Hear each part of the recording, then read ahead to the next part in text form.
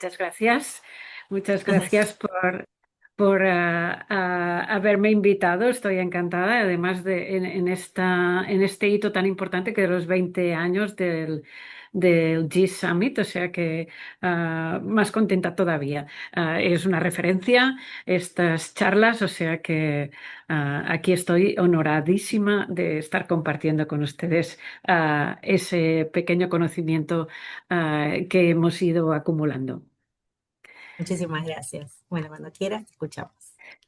Pues voy a centrar mi charla en la colaboración y especialmente en la parte de empoderando al paciente con sus propios datos y con algunos ejemplos en el caso de farmacia con los que hemos compartido en Cataluña una app específica que creo que van a conocer también.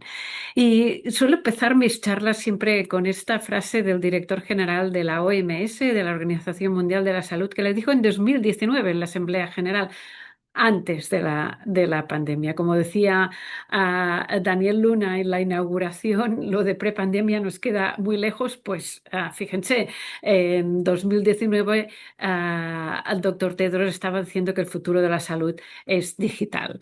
Y con ello... La verdad es que en el centro de investigación donde trabajo, que dirijo, en la Universitat Abierta de Cataluña, tenemos esa idea de que la salud digital, a pesar de que, o sea, será el futuro, pero no es solo tecnología, ¿no? Y no especialmente tecnología. Existe ahí, pero es el medio en el que nos movemos.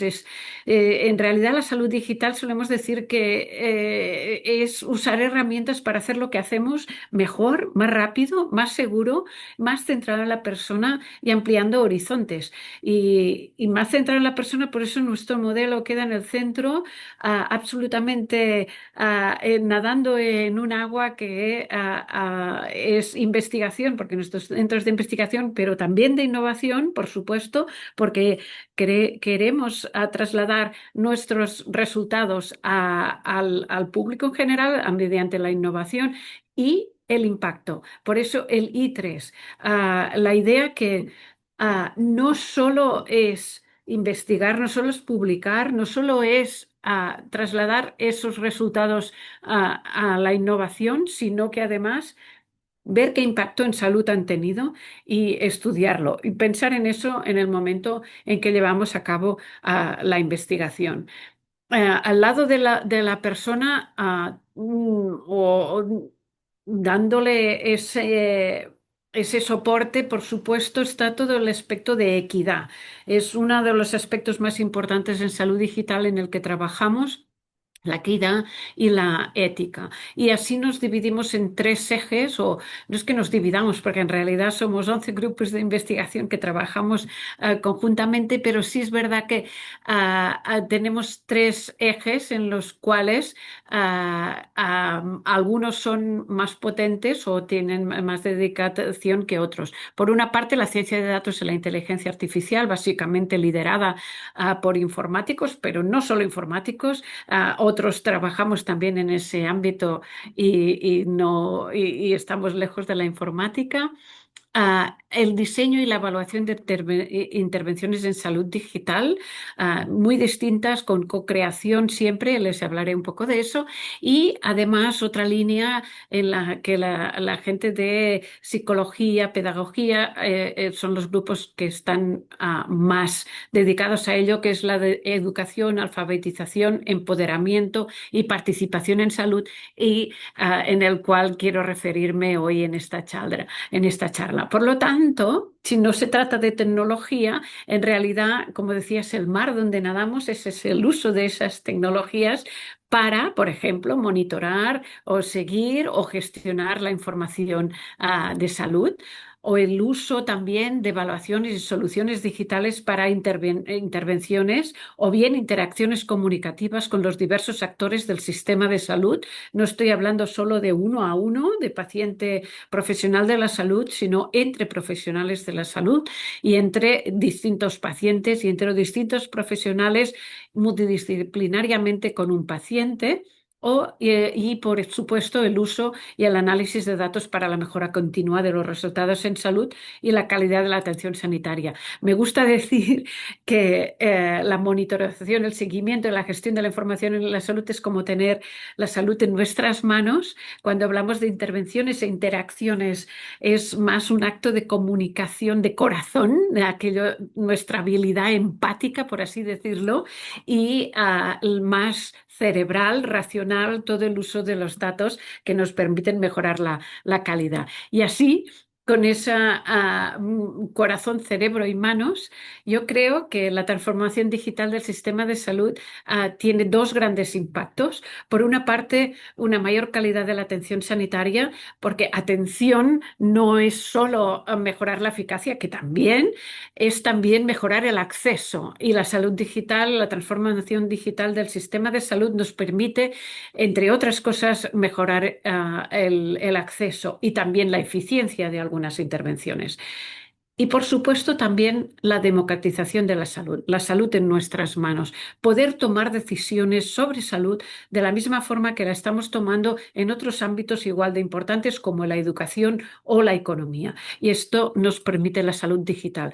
El rol farmacéutico, hemos visto en esto, en la última charla, ah, muy claramente qué rol puede tener. Y coincido en el rol de facilitador y lo guardo para el final, pero yo creo que el actor clave en la democratización de salud es, por supuesto, el farmacéutico, el comunitario, en gran medida también en el hospital, por supuesto, ¿no? Y como decía también antes el orador, necesidad de adaptarse a herramientas innovadoras. Esto no es solo el rol del farmacéutico, sino de todos los profesionales de la salud, esta constante adaptación que decía también Daniel Luna, que nos atrapa y en el cual debemos vivir y capacitarnos cada día más. Es verdad que los profesionales de la salud nos hemos identificado siempre como alguien que está en formación continua, constante, pero hasta ahora era sobre todo en salud. Y ahora tenemos que acercarnos a otros campos que no nos son tan cercanos, ¿no? Como es la informática y que el hospital italiano, por supuesto, sois muy claves, muy pioneros en todo eso y muestra de eso es lo que estamos haciendo hoy. Pero es verdad que también la ciencia de datos nos permite mejorar la atención a la salud de esa forma de corazón, manos y cabeza, es decir, no solo con los datos, sino con la empatía. Este es un ejemplo, no lo voy a poner porque son 6 minutos de vídeo, pero cuando tengan la presentación podrán ver a través de este vídeo que está accesible en YouTube esa maravilla de prototipo, que es un cochecito para llevar a los niños desde su habitación hasta el quirófano. Esto es un hospital pediátrico de Barcelona, Sant Joan de Déu, que en colaboración con nuestro centro de investigación, el eHealth Center y también el MIT Media Lab y finalmente Hyundai, que produjo el prototipo, empezó con una investigadora nuestra que estaba de visitante en Media Lab y ella es una matemática, Agatha Lapedriza, que está investigando la explicabilidad de la inteligencia artificial. Está en un grupo de investigación del eHealth Center y estaba estudiando también cómo los sensores de la cara con la informática podían ayudarle, por ejemplo, a predecir si una persona está cansada, si una persona está triste, alegre, y con eso ahora mismo ha derivado en formas de predecir los trastornos mentales. Esto está en investigación todavía. Y en este caso, investigando cómo el conductor podía estar, por ejemplo, cansado. Y así se vio la idea esta de hacer un prototipo para el hospital de un cochecito de juguete y que traslada a estos niños y mientras los traslada, vean a ver en el vídeo cómo les mide las constantes vitales, el corazón, las respiraciones, cómo a través de los sensores de la cara puede ver cómo de preparado está el niño y además no solo eso, sino que le baja el estrés, que es para ellos el pasillo de la muerte, y les baja el estrés y les ayuda a mejorar esta atención que decíamos. Otro ejemplo para mejorar la atención es, y que hablábamos antes de evaluación de intervenciones en salud digital y que mejora la atención. Porque en este caso es un ejemplo de un proyecto de investigación con la Organización Mundial de la Salud y nuestro centro. Y aquí están las personas de Kenia y en medio Aina Fuste, que Aina es farmacéutica y está trabajando en este proyecto en el que se trata es de poder validar un algoritmo de diagnóstico de enfermedades tropicales desatendidas de la piel, que ya digo siempre es muy triste que la Organización Mundial de la Salud tenga que agrupar las enfermedades por ser desatendidas. Y en este caso es desatendidas porque no hay suficientes especialistas en la piel y ni siquiera a veces no hay suficientes profesionales de la salud. Y es algo que existe no solo en países que no tienen suficientes profesionales formados, sino en países donde están muy formados, como en Europa, o hay muchos profesionales formados como en Europa o yo que sé, Estados Unidos, y en realidad nadie quiere dedicarse a la atención primaria, por ejemplo, y hay un déficit de estos profesionales. En este sentido, en este caso, lo que estamos es validando mediante dermatólogos ese algoritmo para que un día podamos tener una aplicación para, con muchos datos de fotos que están tomando ahora mismo los profesionales de Kenia y también en Costa de Marfil, donde hemos hecho otra cosa y probablemente otro taller, quiero decir, y probablemente en Camerún y quizá Ruanda también, podamos tener esa aplicación que con los profesionales de primera línea sirvan para diagnosticar y tratar, porque el tratamiento es sencillo y el problema es que no se detecta a tiempo. Otro ejemplo muy distinto a los demás, me gusta poner ejemplos muy distantes entre sí, es utilizar la salud digital para la optimización de procesos hospitalarios. En este caso, lo que hicimos en el centro de investigación era validar o hacer la evaluación de un algoritmo de inteligencia artificial para que ayudara en la derivación inversa, es decir, a la gente que entra en urgencias pero que no es una urgencia en el hospital y para que sea derivada en el centro de especialidades o en el centro de atención primaria. Esto nos muy grandes hospitales, es verdad que hay mucho personal para que ayuden a este triage y puedan ayudar y decirle a la persona el tiempo de espera que le queda allí y el tiempo de espera que le puede tener en el sistema de salud en otra institución que no sea el hospital. Pero no siempre es así, no siempre hay tanta disponibilidad de profesionales en urgencias y con esta herramienta que evaluamos y que permitió hacer esta derivación inversa, salió bien, con la idea de las personas que luego se hicieron un seguimiento, no solo no se fue, algunos se fueron al centro de atención primaria, otros se fueron a casa y el seguimiento al cabo de 15 días y un mes seguían ahí sin ese problema. Por tanto, es verdad que tenía unos criterios de inclusión importantes, ¿eh? Las personas mayores no estaban incluidas, los riesgos altos tampoco, etcétera. Pero es ayuda para optimizar procesos y por lo tanto mejorar también la atención. Y la app que les quería comentar, que luego supongo que van a ver con más extensión, que nos sirven, las aplicaciones móviles nos sirven para tomar decisiones informadas. Antes he estado en otra charla sobre ciberseguridad y estaban hablando, por ejemplo, de monitorizar la glucosa. Y esto en diabetes hay varias aplicaciones móviles que realmente han facilitado la vida a muchas personas o monitorear monitorear la presión arterial. Por supuesto, hay beneficios en determinadas personas vulnerables, como pacientes en zonas rurales am, con grande dispersión o personas con movilidad reducida o la ciudadanía en general, como decíamos. Y esta aplicación móvil en concreto, la Meva Farmacia LMF, es una aplicación que desarrollaron los farmacéuticos comunitarios y el Consejo de Farmacéuticos de Cataluña conjuntamente con los cuatro colegios farmacéuticos provinciales, Barcelona, Girona, Lleida y Tarragona, para que se pudieran conectar todos los pacientes. Se llama así porque en Cataluña tenemos lo que llamamos la Meva Salut, Mi Salud, que es del sistema público y que funciona para que tú entres y programes tus visitas y tengas ahí tus resultados y puedas comunicarte con los profesionales de la salud, especialmente de atención primaria. En cualquier caso, lo interesante de esta aplicación, que la hace muy única, es que los datos pertenecen a cada individuo. A veces tenemos estas dudas porque los datos están proveídos desde la institución y en este caso son de los individuos y además, lo que la hace única es que no es de carácter propietario, no es una aplicación que tenga un propietario, sino que pertenece a las farmacias del territorio. Y eso yo creo que es muy singular y muy útil en cuanto ahora queda el reto.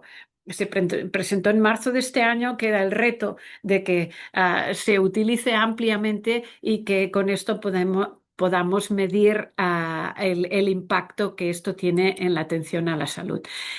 Y decía que si esto de la meva farmacia significa empoderamiento y sobre todo participación en salud, es cierto que tenemos algunas apps que hemos desarrollado también en nuestro centro que permiten ese empoderamiento. Por ejemplo, desarrollamos Junts o conjuntos que está especialmente dirigida a las personas con enfermedades raras que tenían problemas de comunicación. Aquí participaron no solo las personas afectadas para su codiseño, los profesionales de la salud, pero también personas del área de lingüística que ayudaran a la comprensión de todo esto. Uy, perdón, que quería a ver si puedo. ah, Ahí se ve.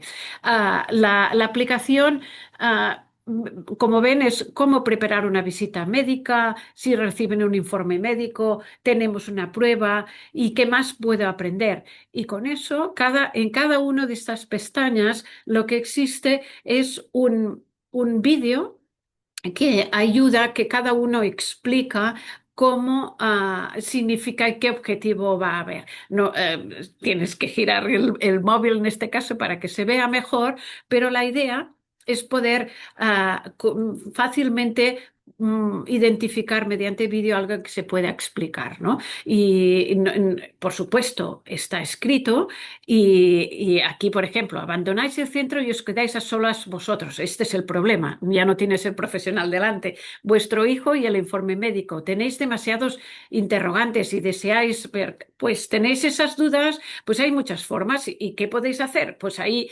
está los distintos aspectos y vídeos en los que te puede ir la aplicación dirigiendo.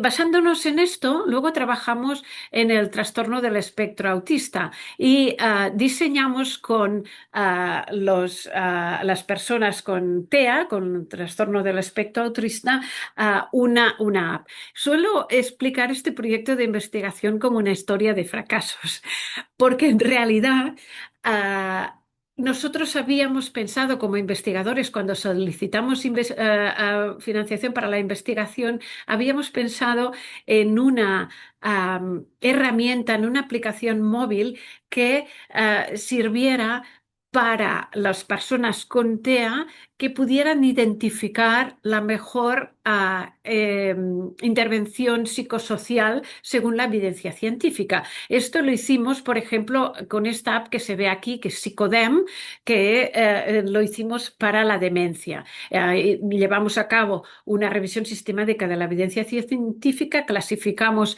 las intervenciones psicosociales en función de la evidencia científica y diseñamos esa app para ver en función del grado de demencia, leve, moderado o grave, qué intervenciones psicosociales son más eficaces y en función de la comorbilidad en cada caso. Y pensamos, esto también lo podríamos hacer en el caso de TEA, del trastorno del espectro autista.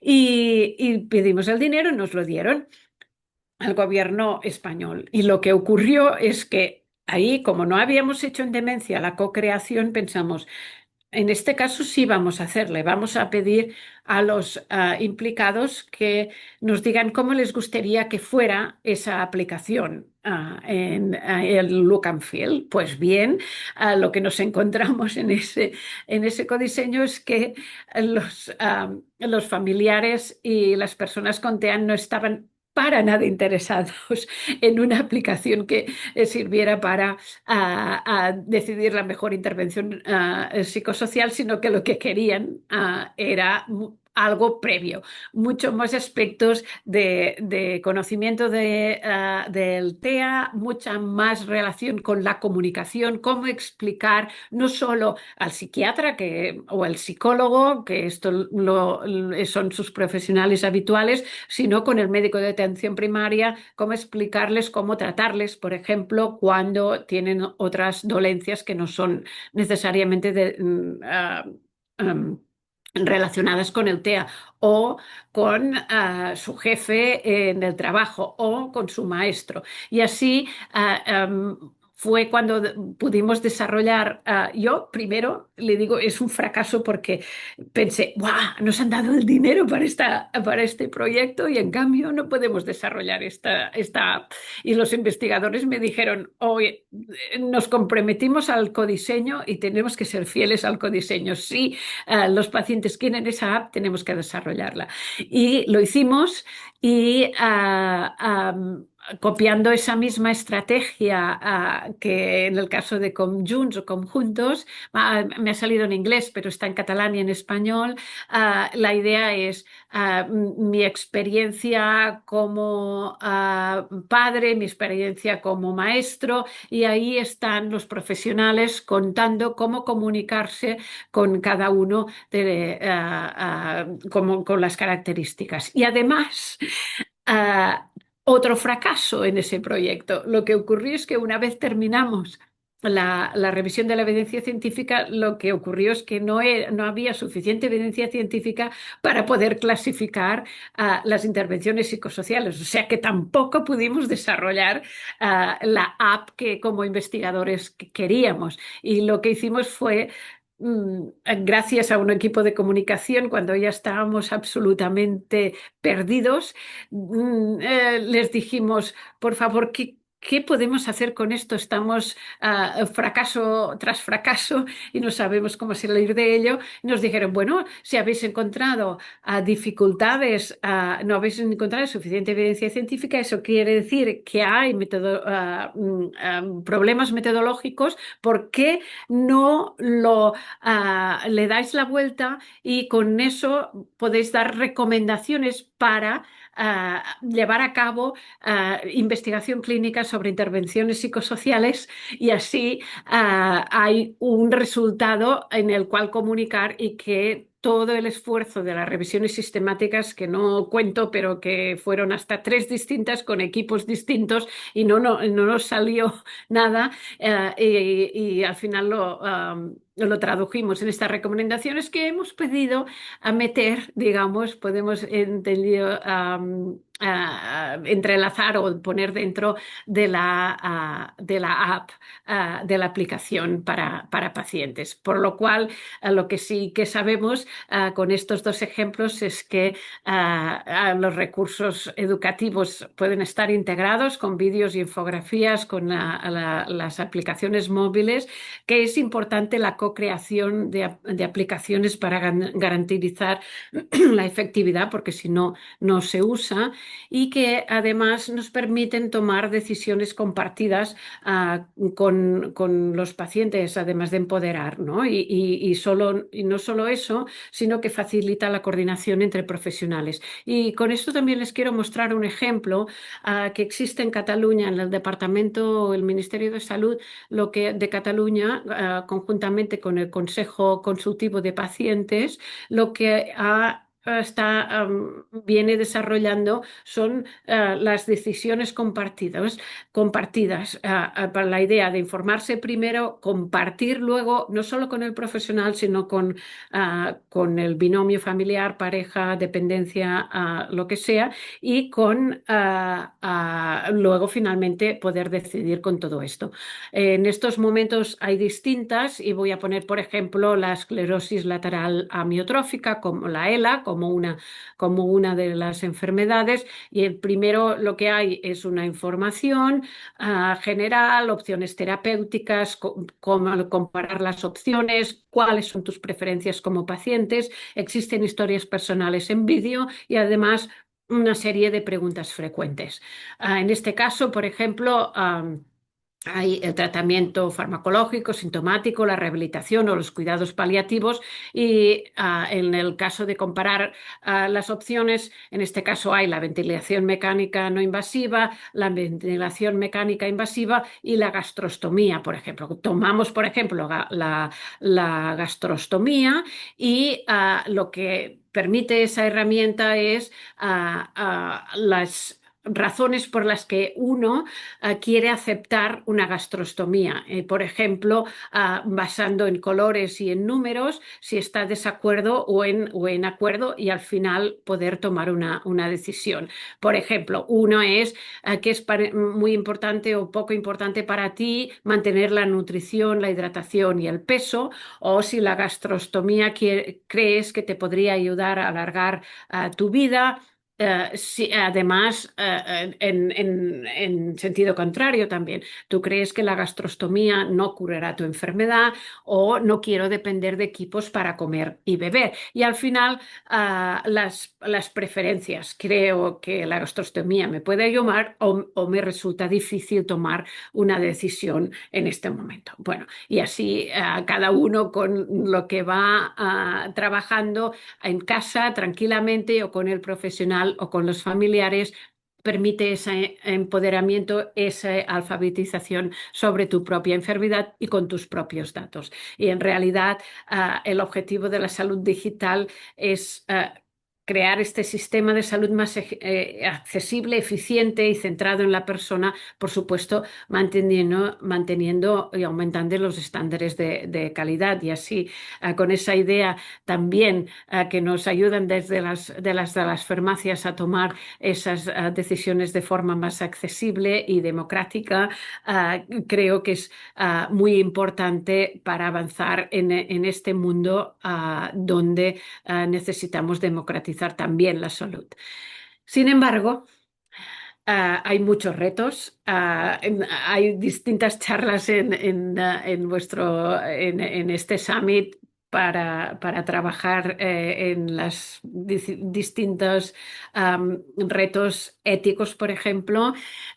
Pero en este caso voy a centrarme en solo estos, en los de seguridad y privacidad, porque por una parte está la importancia de que exista en la salud digital, en las distintas herramientas que decía, que nos permiten hacer nuestro trabajo mejor, más rápido, más eficiente y más centrado en la persona, ver si hay evidencia científica comprobable. No siempre está ahí esa evidencia científica, y es algo por lo que luchamos especialmente, para no aumentar los problemas de seguridad que ya podrían tener. A veces ocurre que muchas de las herramientas están diseñadas fuera del sistema de salud, ah, no estudiando muy bien el problema que existe. Cuando están diseñadas conjuntamente con tecnólogos y profesionales y usuarios finales, se estudia bien el problema y se puede codiseñar una herramienta con metodólogos, con investigadores que trabajen con la evidencia científica. Otro problema de reto, digámoslo así, es la dificultad, o sea, la potencialidad que tiene aumentar las desigualdades. Si bien decía al principio, al lado de la persona tenemos toda la importancia de la equidad, y porque para nosotros la equidad es muy importante, decía, por ejemplo, de acceso. Pero no solo de acceso, la equidad en cuanto a género, en cuanto a nivel socioeconómico. Hay mucha literatura científica que demuestra que hay sesgos importantes de género en la forma en que atendemos a la población. En cardiovascular hay muchísimos, y ya empieza ya en la investigación, cuando mm, todavía hoy, cuando en las etapas preclínicas es obligatorio, en Estados Unidos la, la FDA lo puso obligatorio en 2016, que hubieran animales tanto machos como hembras. No siempre se está utilizando, y ahí tenemos un modelo masculino que luego nos produce dificultades, como al principio con la aspirina y la prevención del infarto agudo de miocardio, que servía para prevenir, sobre todo en hombres. En las mujeres, sobre todo, lo que previene es el ictus, pero no el infarto agudo de miocardio, que iba al revés, ¿no? Hay mucha, como decía, literatura al respecto, también con sintomatología, cuando se atiende con menos pruebas las mujeres con ictus, porque se confunde síntomas psicológicos, síntomas que realmente son cardiovasculares, con síntomas psicológicos, y no se atiende bien. Y esto luego se traslada a la inteligencia artificial. Hay un estudio de 2024 de Lancet Digital Health, que se le entran hasta miles de casos ya comprobados y llevados a cabo, bien diseñados, de educación médica, y el resultado es que estos sesgos por ChatGPT 4 lo que da es el mismo sesgo que tendríamos como humano, o sea, sesgos de género y sesgos de etnicidad. Por lo tanto, lo que debemos es tener en cuenta la evidencia científica y muchos datos y tener ese cuidado con los sesgos algorítmicos, que no los traslademos y no aumentemos todavía más los sesgos que ya tenemos. Todos los aspectos de confidencialidad, seguridad de datos personales, hoy en día lo sabemos, necesitamos muchos datos, y a veces pues nos pueden entrar ciberataques en salud. Hay muchos, lo acabo de ver en una charla sobre ciberseguridad, y lo sabemos cada vez que nos lo cuentan, la cantidad de ataques que tenemos, y por eso es importante en las aplicaciones móviles tener en cuenta dónde, si aquellos datos se guardan con seguridad o no. Al entrar y dar los OKs, verlo y fijarse en cómo si esa aplicación está guardando esos datos de forma correcta y de acuerdo no solo con las leyes, sino con la ética. Y finalmente, la transparencia sobre el origen y el uso de los datos. Nos ocurre a veces también que queremos usar una gran cantidad de datos, pero son, no sé, sobre el norte de Europa y los queremos usar en el sur, o cuando comentaba el estudio que estábamos haciendo en Kenia, lo que tiene sentido es tomar las fotos de las lesiones de las personas que están en Kenia, no de las lesiones de personas que están en otras partes del mundo, y alimentar así los diferentes algoritmos con toda esa información contextual. Es importante que se conozca el origen de los datos para saber con seguridad y privacidad si se están usando. Y me acerco al final con estirando un poco esa idea de la ética y los retos que tenemos hacia la justicia social en salud digital. Ah, y lo decía antes, la importancia de la equidad, y para ello el acceso equitativo no solo está en el sistema de salud, sino en la propia tecnología y en la conectividad. Es algo que debemos trabajar conjuntamente. Por ejemplo, en la meva farmàcia es importante que esté todos los pueblos más remotos, que es lo que más se pueden beneficiar, por ejemplo, de tener una app de farmacia, que hasta allí llegue la conectividad. Y eso es importante para la justicia social de la salud digital, que la conectividad sea algo que llegue hasta cada punto, y la tecnología también.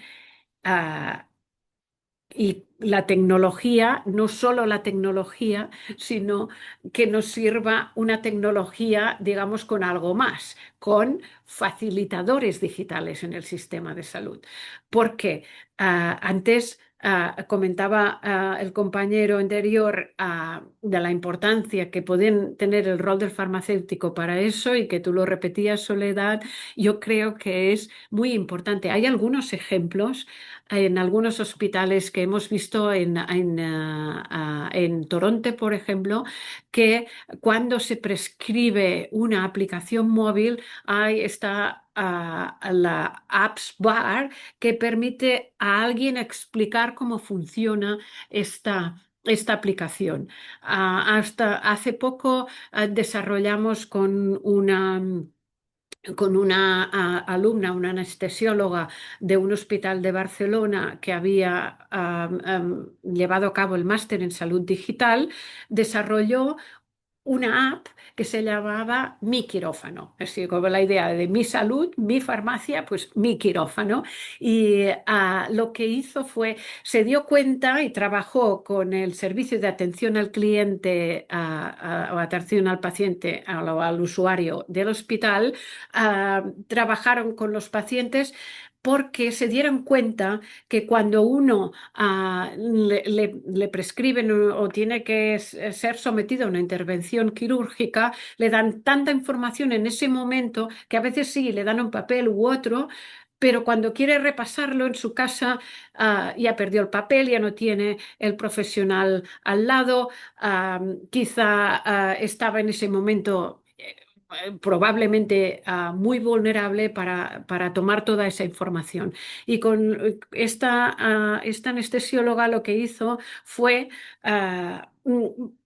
empezar por una intervención concreta, y poner dentro de la aplicación del hospital todas la información que necesitaba un paciente para esa intervención quirúrgica. Esto empezó con una, y fue el trabajo de final del máster de salud digital, y ahora ya hay hasta 62 procesos quirúrgicos dentro. Y está un QR muy grande en el hospital para que todo el mundo que tenga una intervención, pueda acceder a la aplicación y poder estar informándose mientras espera en casa o con familiares.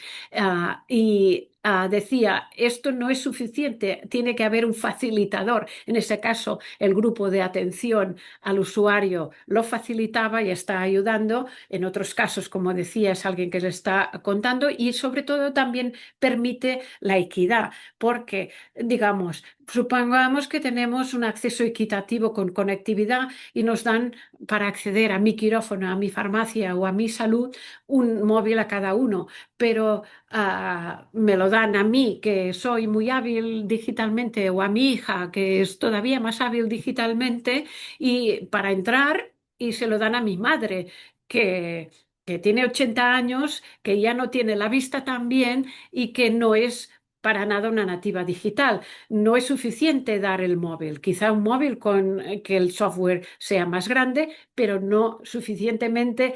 Con esto no tendrá, esto lo verá mejor, pero a lo mejor no sabrá navegar y con ello los facilitadores digitales deberían ser otros profesionales que tuviéramos en cuenta en el equipo para tener justicia social.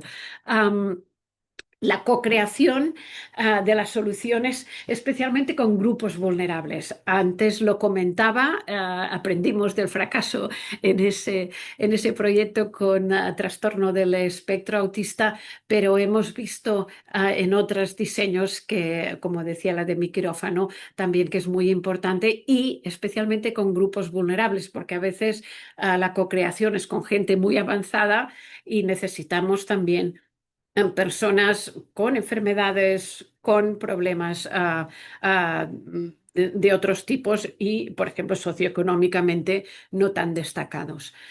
Am, Importante también implementar evaluaciones del impacto en la equidad.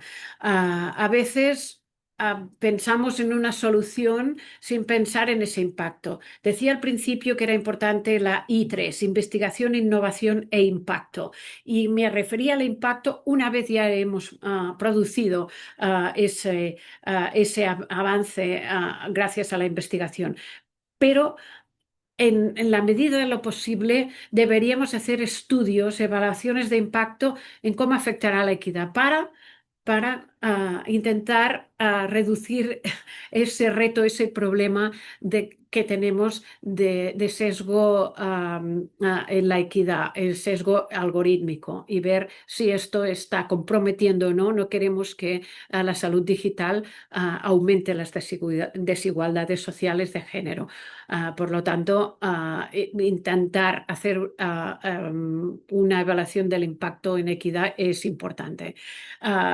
Formación en alfabetización digital ética es otro de los principios importantes, no solo en salud, sino tener en cuenta lo que les estoy contando en cuanto a equidad, a privacidad, a seguridad, qué debemos buscar cuando diseñamos una app, cuando nos la queremos utilizar, lo queremos bajar, la queremos instalar, ahora no me salía la palabra, la queremos instalar en nuestro teléfono móvil o también cuando queremos prescribir como profesionales de la salud una determinada aplicación móvil, debemos tener en cuenta esa alfabetización de ética digital.